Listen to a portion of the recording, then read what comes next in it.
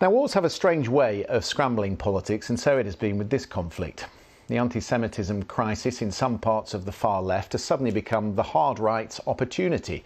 So in France, for instance, the far-right National Rally participated in a pro-Israel march days after the attack, which is strange since its spiritual founder, Jean-Marie Le Pen, was always a Holocaust denier.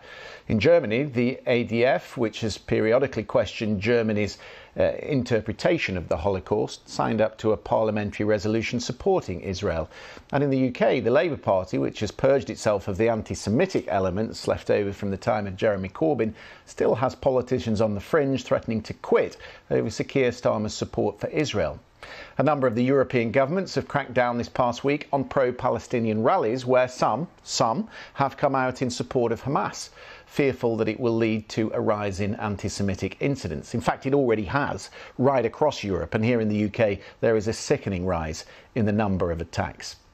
Our next guest is the former Israeli Special Envoy for combating anti-Semitism and the delegitimisation of Israel. Noa Tishby is the author of Israel, A Simple Guide to the Most Misunderstood Country on Earth. In America, her social media videos have gone viral, and here's one of them that was filmed in New York this past week. This is Kfir. Kfir is 9 months old Israeli baby that's held by Hamas. Do you think a terrorist organization has baby food? This is Ariel. He's 4 years old. He's the same age of my little cousin, and I can't believe he's in Gaza right now by Hamas. Bring them home. Bring them home. Bring them home. This is Amelia Aloni.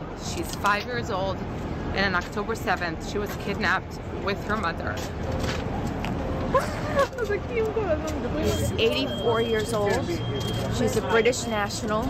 She was taken hostage from a kibbutz in Israel. This is Margalit Moses, 78 years old Israeli woman who's been kidnapped by Hamas. Just some of the 201 people that Hamas is still holding. Noa Tishby, welcome to the programme. Thank you for being with us. Thank you for having me. What sort of reaction did you get in New York when you began putting up those posters? To be honest, the New York reaction was pretty positive. People were looking at those photos, and you can't stay biased when you look at the photos of 6 months old, 4 years old, 2 years old, 16 years old that are being held by a terrorist organization.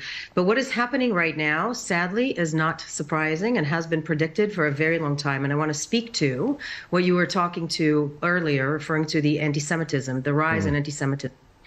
So first of all, the anti-Semitism on the left and the right, the far left and the right and the far right are united. So the far left and the far right in America as well are united with their hatred towards Jews. And what we have been warning against for a very long time is that some fringes of the progressive left has become so anti-Zionistic that it's literally anti-Semitism 2.0.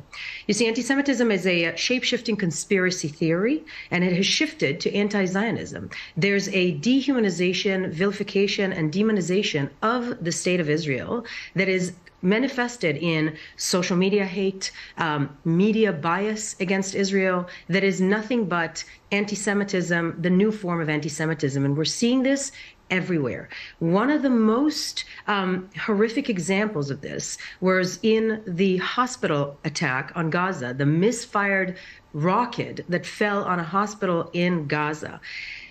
BBC and other news organizations were very quick to send push notifications that hundreds of people have died in an Israeli attack on a hospital. BBC still has this on your Twitter feed. This still has not been retracted and not has been taken down. And this is what we're talking about. There is a bias against the Jewish state that has been frustrating for many, many years, but is actually causing bloodshed. So sadly, a lot of organizations have retreated that particular news, but within, for example, the Arab world, it's too late. Yeah. It's causing riots and burning of buildings. And we need to be very careful because these people are after destroying the Middle East single consistent democracy. It's dangerous to human life. This needs to be stopped. Yeah. I will certainly flag the Twitter because, in fact, I was going to bring up in our next segment the element you bring up about the attack on the hospital, because it was on this programme that a correspondent over-speculated about what was happening in our initial reporting, but I was anchoring the programme that night, and I can tell you we were circumspect in all our interviews, and we heard from both sides through the course of the evening,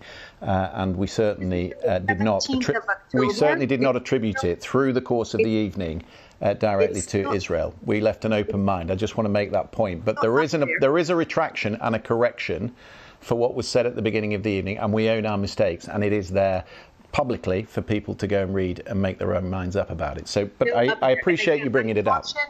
I caution BBC. It's still on Twitter. I've been looking at it since I knew that I'm coming on the show. And it should not be there. We will flag that. Yeah. I just caution you and everybody else, every news media outlet, to not take Hamas at their words. People, this is not Palestinian authorities. This is a terrorist organization. In the same way that we're not going to listen to the Taliban or Al Qaeda, we should not listen to Hamas. I think that is the lesson for all the media organisations in a conflict, that they are not in the areas where the conflict is taking place. Listen, I want to talk to you about the politics, though, as well. You'll have heard my introduction and the way that it is sort of scrambled world politics. And you said that the hard left and the hard right are one of the same. What do you make of the way that groups on the hard right have rallied behind Israel? Do you think it's because they are supportive of Israel and what happened 2 weeks ago, or is there something more to it? I'm not entirely sure, but I can tell you this. The hard right in America, at least, the one that is conspiratorial against the Jews, it sounds like, Jews' laser beams have caused the fires in California, which some members of Congress actually tweeted in the past, might actually want the Jews to be out of America and out of Europe and back in Israel. That might be the support that they show towards the Jewish state, which shouldn't be. That's not the right reason to support Israel. The reason to support Israel is because Israel is the single country that has the same Western values. And everybody that's moderate in the Middle East knows this very clearly. But what has been going on is that Israel has been portrayed as the big bad wolf in the Middle East, where everybody in the region knows it's Hamas and it's Iran. It's all Iran. A very good Jewish friend of mine who I was talking to this week said he was out with his child the other day in London in his own neighbourhood, and he walked past people carrying Palestinian flags who were able to carry them freely in London. And he said, if I'd walked with an Israeli flag down the street, imagine what would have happened. And I thought about that, and I have to agree with him. I'm pretty sure the reaction would be different. Why do you think that is? Because there's an anti-Israel bias that is rooted in deep-seated anti-Semitism that has been allowed to roam free in Western democracies. And we need to look it straight in the eye. We have been shouting and talking about this for many, many, many years, but it's true. If you walk around wearing a Hamas flag or a Palestinian flag trying to support the massacre of October 7th, you're being praised. And Israeli flags and American flags are being burnt in streets all over the world. So we have to look this in the eye and understand that this has been going on for way too long, and it needs to be stopped. Nobody, after the terror attack of 9/11, nobody would have put up a rally in support of Al Qaeda. But they're doing that on campuses in America and all over the UK. I believe there were 50,000 people on the streets in support of Hamas. Hang on. It was a pro-Palestinian rally. And there were a handful of people who were wearing the parachute badges on their back. It wasn't a Hamas rally. It was a rally in defence of the Palestinians' right to a homeland. That's what it was about. 100%. If you want to defend Palestinian rights, free Palestinians from Hamas. It's a terrorist organization that is oppressing them as much as it's oppressing us, and as much as it wants to actually take over the world. This ideology is not just after Israel. It's kind of like in the days of the Nazis, right? There was a thought in the West that if we just give them Poland, Hitler would be fine. So do we think right now if we just give Hamas Israel, they'll be fine? Not going to stop there. Noa Tishby, grateful for your thoughts this evening. Thank you very much for coming on the programme. For having me. I appreciate that.